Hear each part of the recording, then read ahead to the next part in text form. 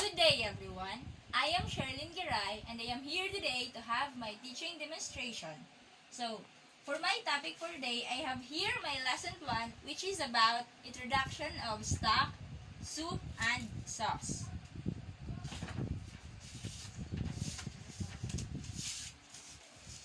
So, let us all stand for the opening prayer. Prayer leader, can you lead the prayer? Okay, good afternoon, everyone. So, how was your day?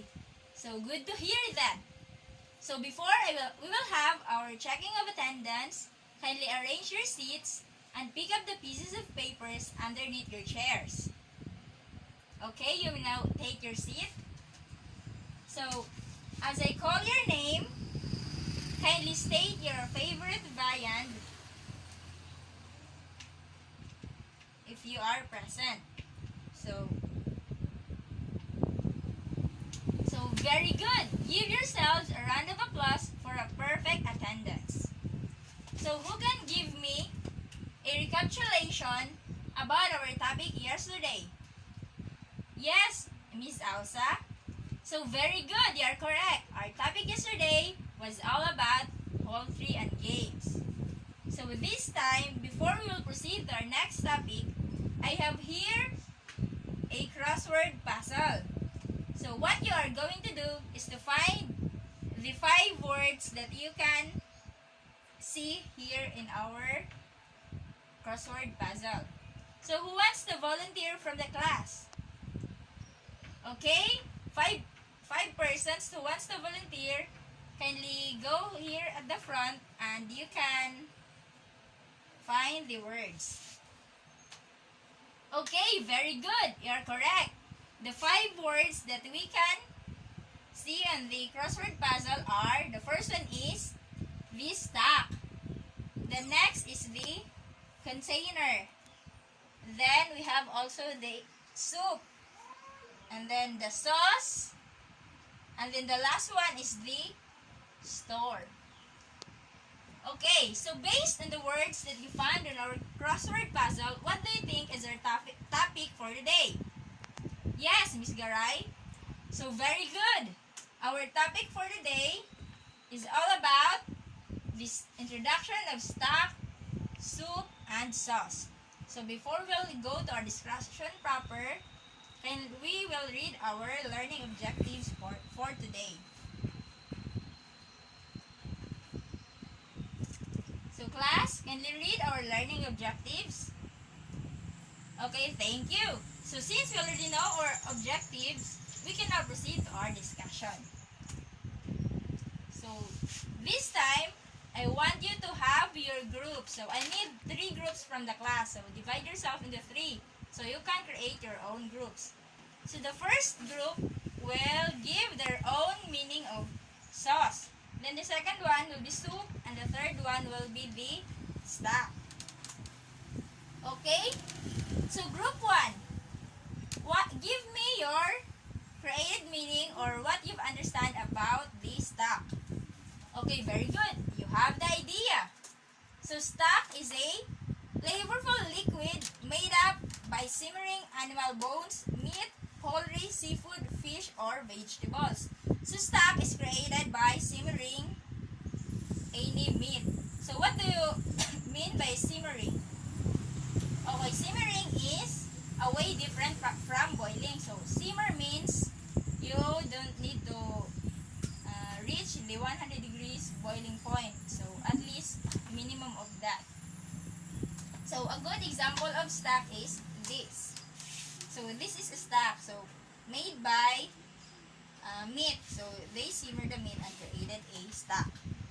So the second one is the soup. So group 2, what is your idea about soup? Okay, thank you. You have an excellent idea.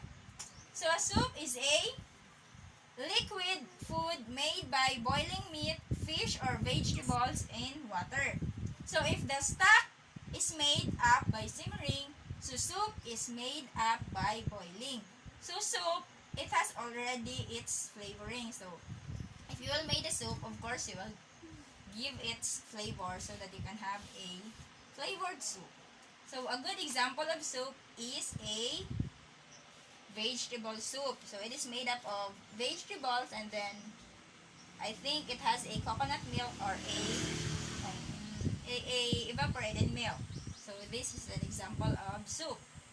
So the last one is the sauce. Okay, group 3. What's your idea about sauce?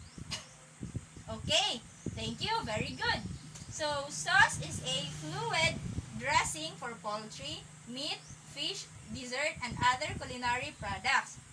So simply, sauce is a dippings. It is where we dip dried viand. So for example, you're going to fry a fish. So it is a dried food. So to add its flavor, you need to dip it on a soy sauce. So it is usually what we do in our home. So soy sauce is an example of sauce. So here is an example picture of sauce. So it is a tomato sauce. Of course, it is made up of tomato and other flavorings. So by this time, we will know how to store the stock, soup, and the sauce. So for this stock, we can store it on a chiller or a freezer because stock can be chilled or frozen. So that is how simply we can store the stock. For soup and sauces, we should keep it on an airtight container stored in a cool, dry place away from moisture, oxygen, light, and pests. So it is because soup and sauce is easily spoiled, so we need to put it in an airtight container and in a cool, dry place. Okay, so this time I have here questions, and I want someone from the class who can answer my question. Yes, Miss Mangolare. What do you think is the difference between stock, soup, and sauce? Okay, very good. So stock, of course, it is just made by simmering the bone of the meat, fish, or vegetables. And then soup, it is made by boiling the meat, fish, and vegetables. And then sauce, it is a liquid which is used to flavor desserts and other culinary products that are usually dried. Okay, so I believe that you already understand about the stock, soup, and sauce. So let us proceed to your assessment. So for your assessment, so kindly make a Venn diagram showing the similarities and differences of stock, soup, and sauce. So I believe that you already know what is a Venn diagram. Okay, I will give you 5 minutes to create your Venn diagram. So I think our 5 minutes is done. So kindly pass your papers. So I think you have all your papers here. So this time, I want you to get your assignment notebook and copy your assignment for tomorrow. So for your assignment, kindly research about the methods in preparing stock, soup, and sauce. So you can write it on a 1/2 sheet of paper. So I think, and I assume that you already done copying. So that would be all for today. Thank you, and God bless us all.